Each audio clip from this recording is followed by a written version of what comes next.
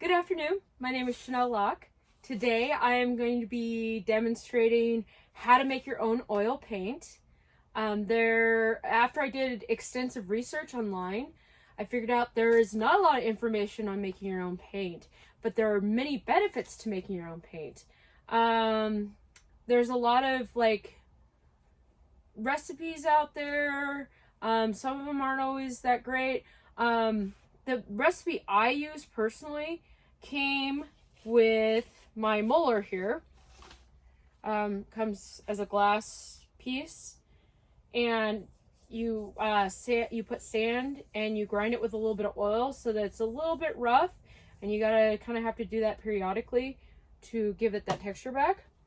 And some kind of glass slab. So I did the same thing with the sand on the glass slab.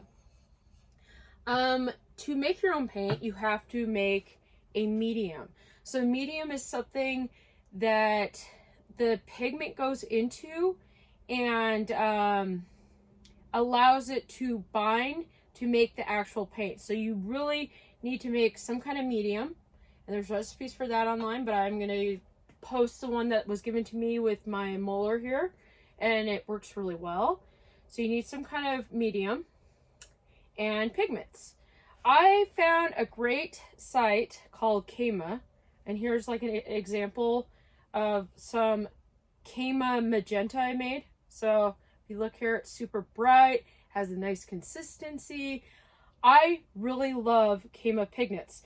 The only issue I have with Kema pigments is that they are located in Canada. So I have to figure out which pigments I'm low on and order them a couple weeks in advance because it takes a while to get here.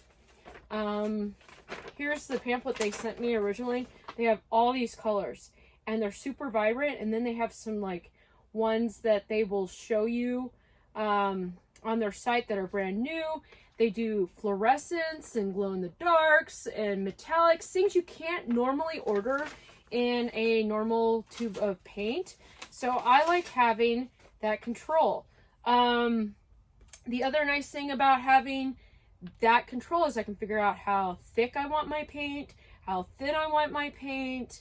I can use really good pigments, which again, the Kema pigments, and I will post that site online for you, is amazing. They're so good. So, and if you spend a certain amount of money, your shipment is free. So I always try and spend that minimal, so I try and order a bunch of pigments at the same time. What else are you going to need? I recommend getting a toothpaste squeezer so that I can get all the paint I can into the tubes. The tubes usually look like this. This is like a smaller one. I'm out of all my large ones, but I did order some large ones. And basically this makes it so that you can make your oil paint that you've made from scratch mobile. Let's see here. I use pastry bags to get my paint into the tube because that's a really small hole and my paint's really thick. And that's the way I like it. I write down the amounts I need so I can get the same consistencies. Like here's some of the paints I've made, their recipes.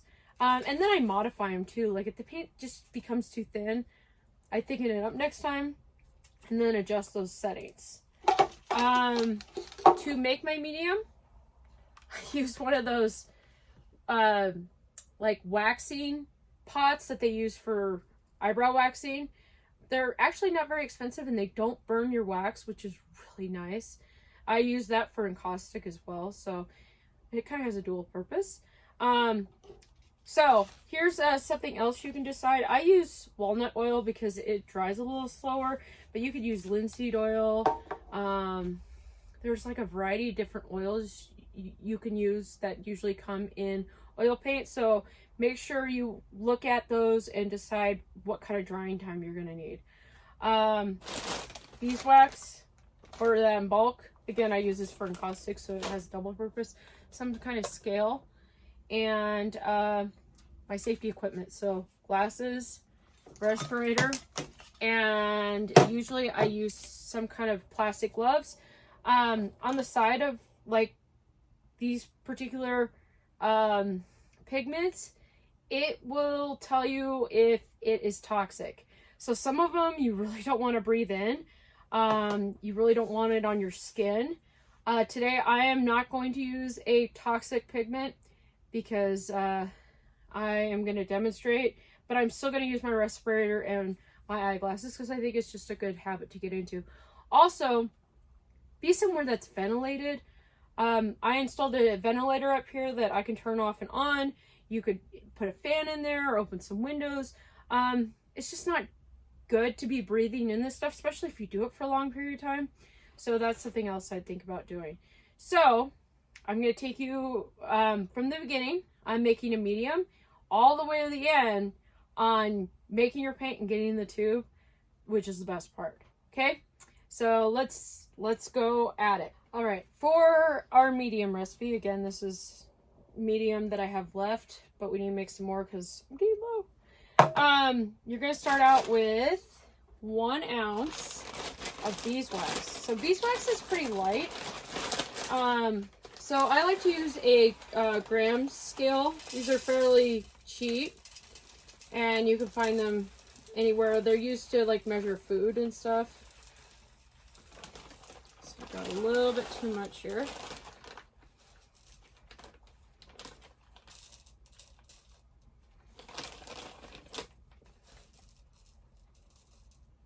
There we go, that's 1 ounce. 8 ounces of oil. Here's my oil. Holy cow, I haven't opened this in a hot minute. Let's see if I can open the other one. I'll mess with that one later because it's low anyways.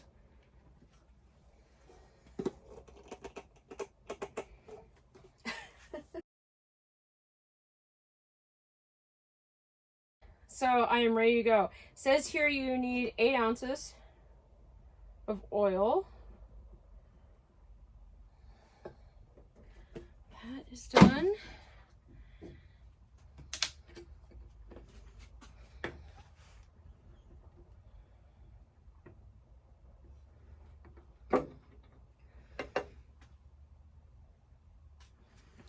And let's get, so 8 ounces is a cup, which is what we need here. I am going to put this mixture in my heated up hot pot here so it can start to melt this beeswax. And add this to here. And because my beeswax has small granules, it should melt pretty quickly. So I'm gonna put this right in there. And there's some little spots here. Put the lid on and just let it do its thing. So while we are waiting for that to melt, I am actually going to mix up some paint with some pigment and show you how the medium works. I found some cadmium red. This is also a Camo product. It's very, very saturated on the color. As you see, I like to work in saturation. But on the back, it gives you the harmful logo with, tells you if it's dangerous if you inhale, keep away from animal feeding stuff. When using, do not eat, drink, or smoke. Do not breathe dust. So this is one you would want to wear like the full-on sleeves, the glasses, the respirator, just for your safety. I'll grab one that isn't harmful so that I can show you how it works. So I collected a cobalt blue. It's very saturated as well. This is another Camo product. Again, I really like their pigments. I have some other pigments, but they're just not as saturated and as beautiful as some of these are. So with that, I am going to begin. I'm going to show you how to mix your medium and get some paint.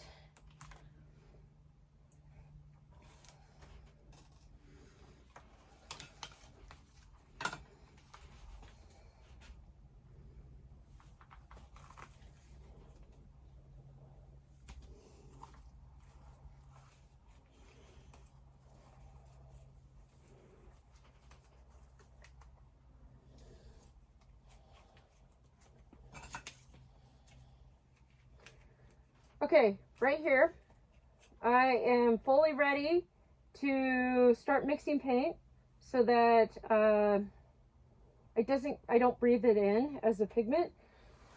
Again, I have my scale here so I can measure out how much pigment I have because I don't know what's left in here. So I'm going to measure that out and then put it on my plate here and then begin to mix.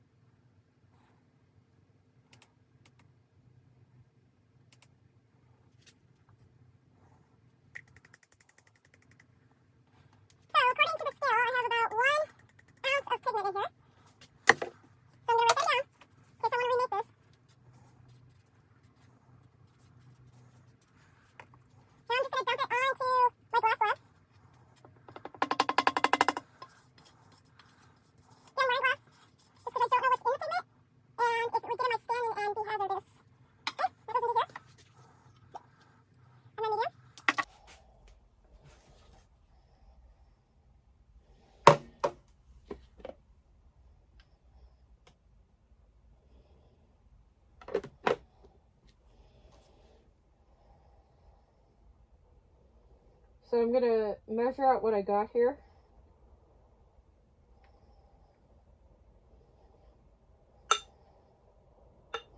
Okay, I have about 1/3 of a cup. Okay, so to mix this, I use some kind of spatula and I start in the center.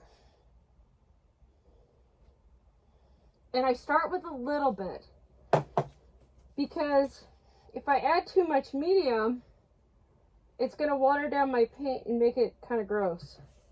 Okay, so I'm just going to mix that up, see what it does.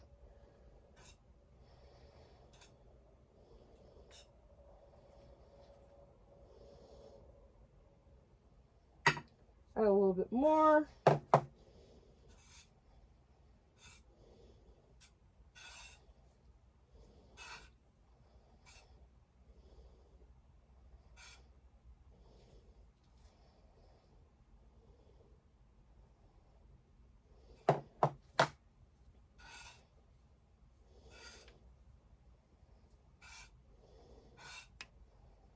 Okay, it's getting close. It's starting to kind of congeal here. It's still pretty stiff though, so I'm going to want to add a little bit more. This is where you start adding less so that you can control the thickness. So I kind of smush it with the back of the spatula.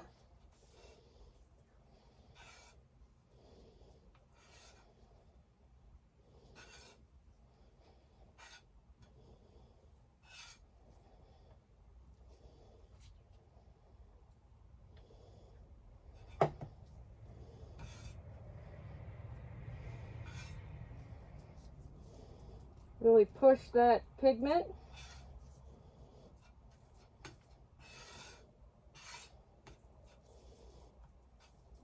Yeah, now it's starting to look like paint.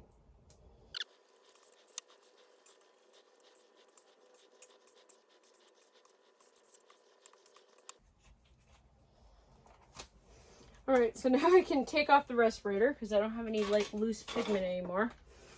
Whew, okay, I can breathe. And I just keep mixing this. And I am about to take out this guy over here so I can really start grinding these pigments. So you just start with like a swirling motion.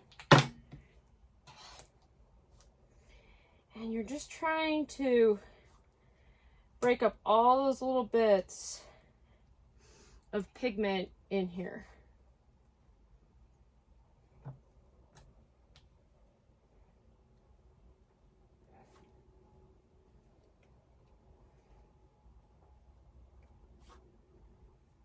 Okay, That's looking pretty good so far.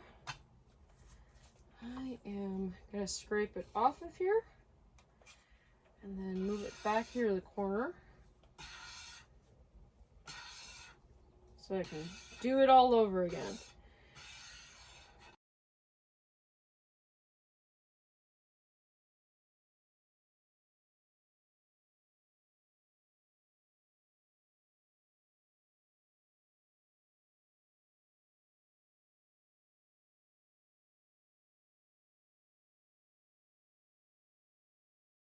Okay, so I will bring this over to you so you can see what it looks like.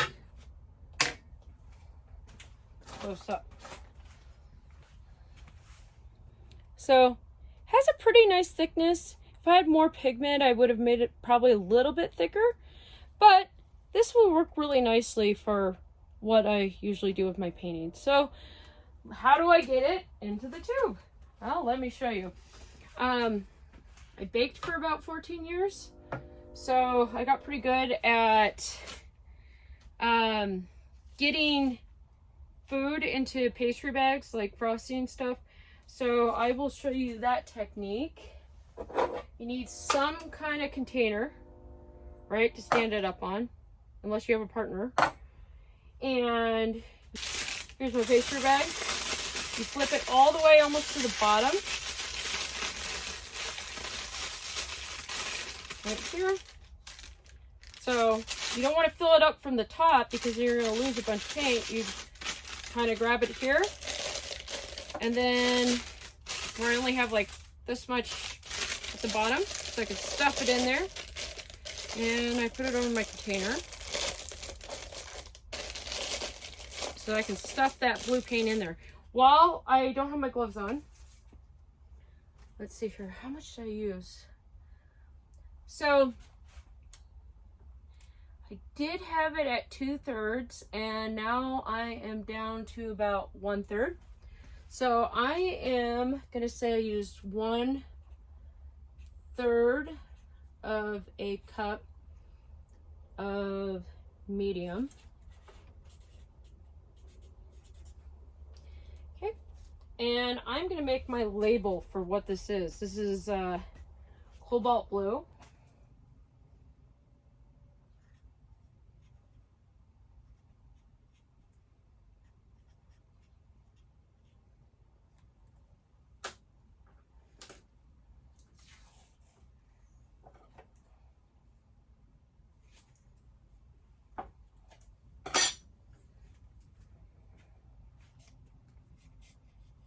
So I fixate it to the outside of this tube, and it is ready to fill. So I'm going to put some gloves back on so I can do that right now.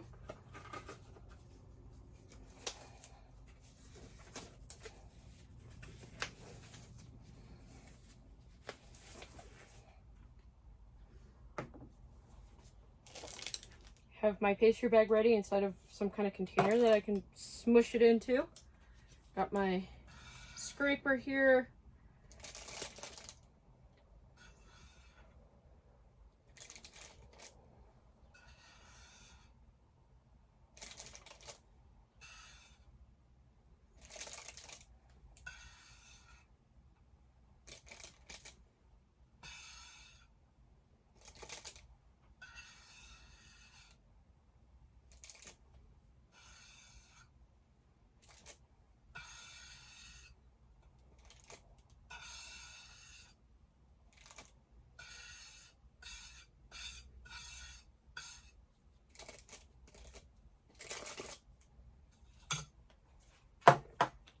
Make sure my hands are fairly clean, because I don't want to get it on the outside of my tube, as nobody likes touching paint after it's on the outside of the tube.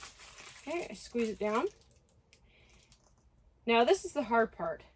You want to actually put this in the same container you filled up the pastry bag with, because I need to stand up. Again, unless you have somebody to help you, it's kind of hard to hold that and squeeze this in here. But I usually will start out with this and then work from there. So I'm going to cut off the tip here. Okay. Again, you can, if it's not super thick, you can use 2 hands like this. But I like to get every last drop. So I'm going to tap this so it all goes to the bottom. And I use my little toothpaste squeezer. And I get every last drop out of this pastry bag. Because this stuff's expensive. It's actually cheaper than buying paint. But it is expensive, you know? Like you want to make sure you have all your... You get all of it out of there, you know?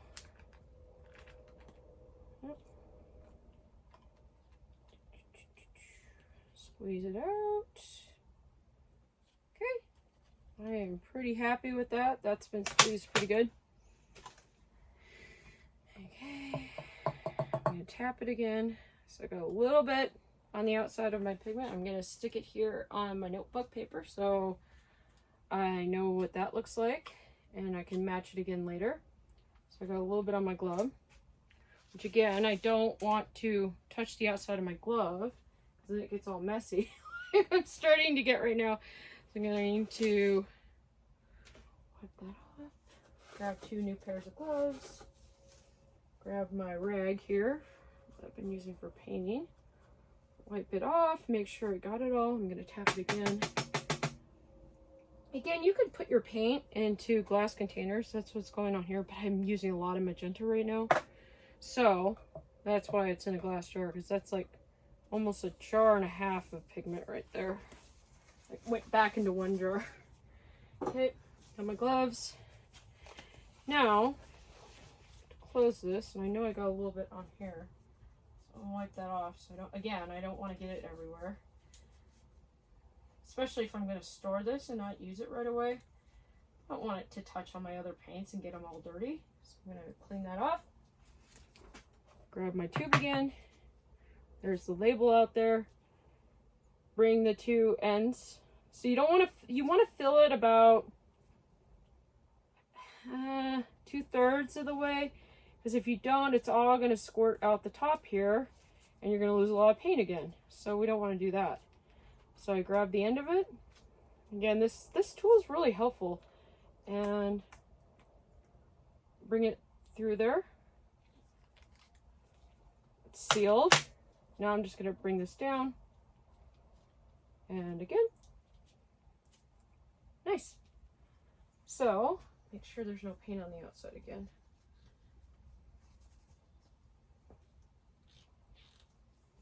Okay. Very own tube of cobalt blue. I usually put a little sample of it on the outside here as well. I like to use a smaller spatula so that my blob's not a huge blob. It's like a nice little way to categorize your paints. I know it looks like that. And that way too, when I line up all my paints, I can tell the value and the saturation of the paints next to other types of blues or purples or things that are really similar.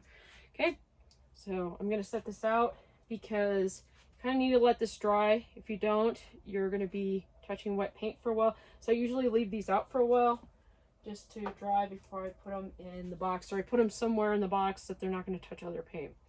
Okay, how do you clean this up, right? Oh, wait just a sec. So my medium is all done here because it's all melted. So I'm going to turn it off because basically you're just making an emulsion, which means the little particles, the beeswax and the oil become one. And if you heat it up too quickly, they're going to split and you won't have a nice medium like I had here. Which now it has blue on it, but I'm going to wash this anyways. Okay. So that's what's left of my medium. I have this medium. Let's see here. I want to make sure that I get the right amount. And now I need 24 ounces of oil that I'm going to add to that oil. So it's quite a bit. So let's see here. There's 8 cups in, or 8 ounces in a cup. 16, 24, correct? Yes. Okay, so that's going to be 3 cups of oil to what's left there. So I am going to get out the jar that I brought over here. Yes, these are gross, but they work just fine. They've been cleaned before. It's just I use them for painting. Okay, so I have this jar. I'm going to pour this medium, because this medium's still pretty good, into there. Okay, I'm going to measure out 3 cups of oil.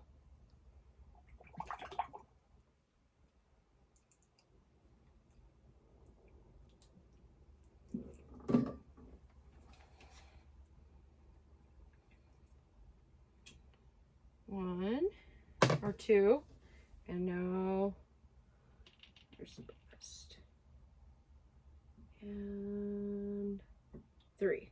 Okay.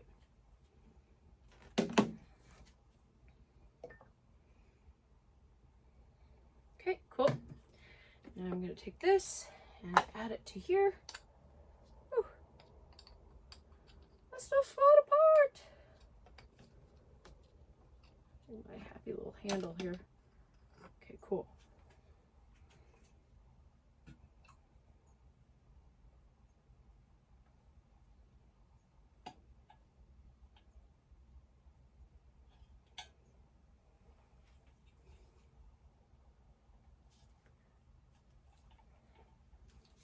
Okay, that is done. I'm gonna put this over here. And you basically want to store this somewhere dark. So a lot of times I use like these color jars or these ones here. Those work really well. I put this in a bin too, so it's pretty safe no matter where I decide to put it. And then it's going to, just going to mix this up, make sure that beeswax gets mixed in there well. The beeswax actually kind of thickens your paint, and it kind of keeps the pigments in there better, stabilizes it. So that beeswax is actually pretty helpful. So I got my medium right there.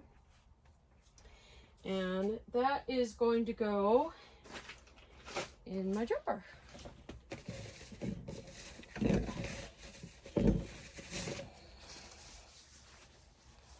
You could label it too if you have a bunch of this, but this is the only jar I have right now, so pretty good. Okay. So now I have a mess, and I'm going to show you how to clean this up, because if you didn't know how, it'd be a lot of work to clean this up, because there's definitely ways to make it easier. First, I'm going to wipe this out while it's still kind of wet with a paper towel. So I'm going to do that right now.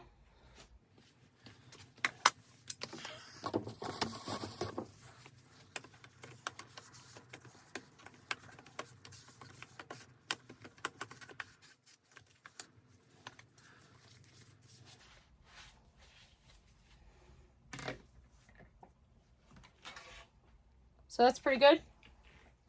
You can put that away. I'm going to let that cool a little bit because my beeswax and everything is in this bin. I have like a bin for encaustic and paint making. So that's all going to stay in that one bin because I don't use it all the time. I don't make paint all the time. I mean, I use a lot of paint, but not where I need to have a bin out all the time for it. Okay.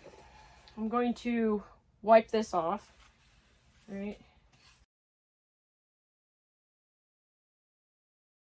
Okay, if you don't know, the secret cleaning power of Simple Green when it comes to paint is amazing. So I always try to spray everything down with Simple Green.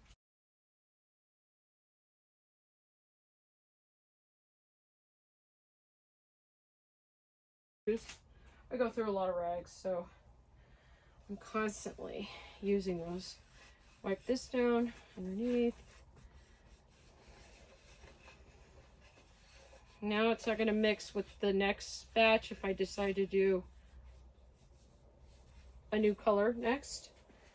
Okay, that's good. Put this guy away in my bin. Okay, I am going to bring this inside, wash it. This probably just needs a quick wipe down. Make sure I get all that blue paint.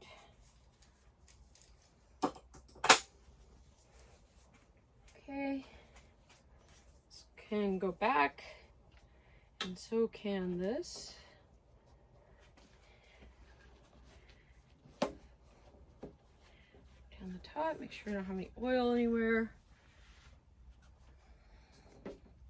Okay, and you can do the same thing with oil printmaking. Vegetable oil loosens everything up. So I just pour some on there. Run it around with this to loosen it up. And you can do this with any oil paint too. Like if you have home improvement and you need to get out your paintbrush and everything, you could just use vegetable oil and it gets it right out. It just loosens it up. Okay, I'm gonna let that sit for a little bit.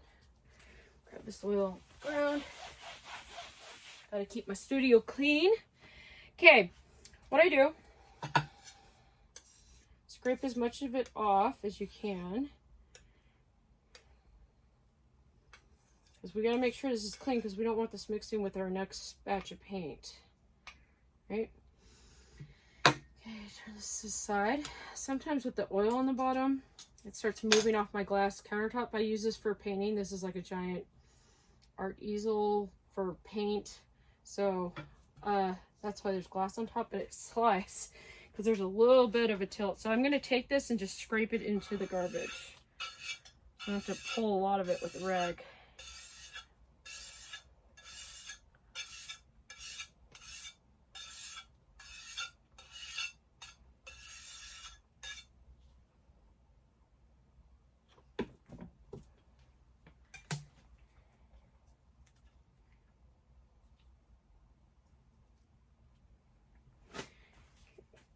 Move this over here. Now what I'm going to do, take the rag and wipe off what I can. So we're just trying to get as much of this off as we can. Make sure it's not all over your gloves because you don't want it spreading. That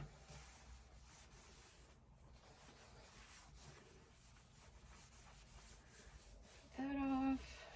Oh, I've got a little bit of pink over here. Wipe that off, wipe off the tool.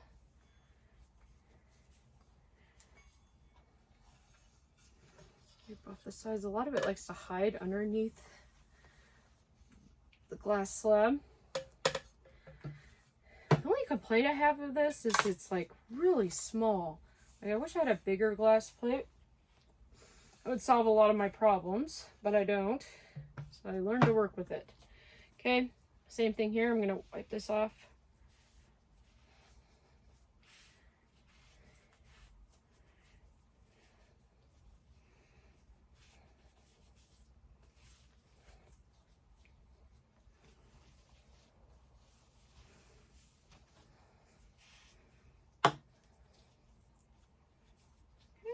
Looks pretty good. Now what I do, I spray the whole thing with simple green. Again, this stuff gets any kind of oil paint out really well. Grease, that kind of stuff. So it's like really helpful.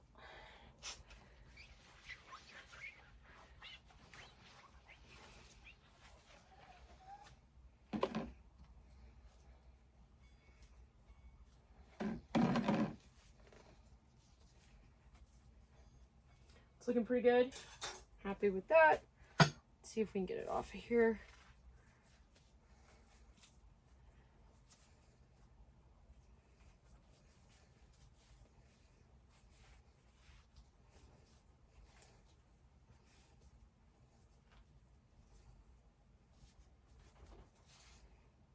Okay, that's looking pretty good. I think I could spray it probably one more time. To make sure I get all that blue out of here. Put this over here so you can see what I'm doing.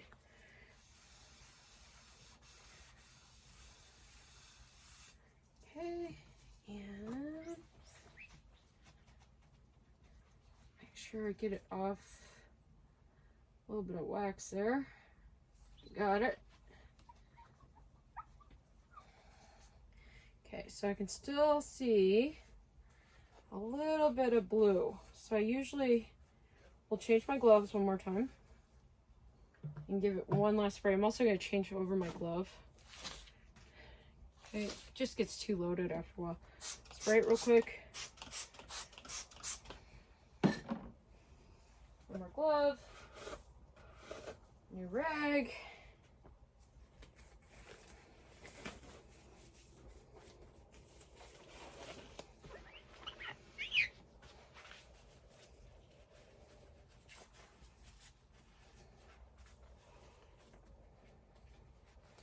Okay, back to clear again. So that's good. Means it was cleaned off. Well, okay. Clean off the glass top here.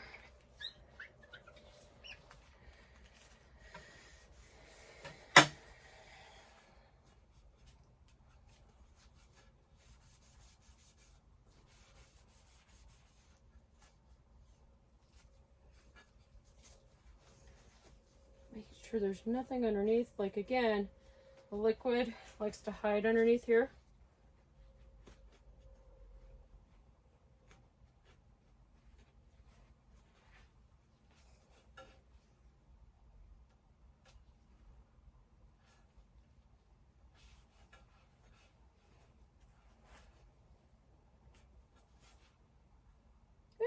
I took off a foot. I have to glue that back down. I use this thing a lot. Things start to fall apart sometimes. And one last wipe through here. Make sure to get it off my painting easel. And looks pretty good. Okay. Let me take you. So here are all my paints categorized out. I got my acrylic on the bottom, my oil paints on top. Any of the ones with the handmade tags are the ones I've made. I actually like to put my paint on the tag above it because then I can touch this tube and it doesn't get paint everywhere. But if I'm not going to use it right away, I do stick it on the outside, or if I make multiples. So I got quite a few of the handmade paints here, and then some other paints. Always look for sales and stuff. So anyways, that's it. I hope you enjoyed it, and I hope you learned something.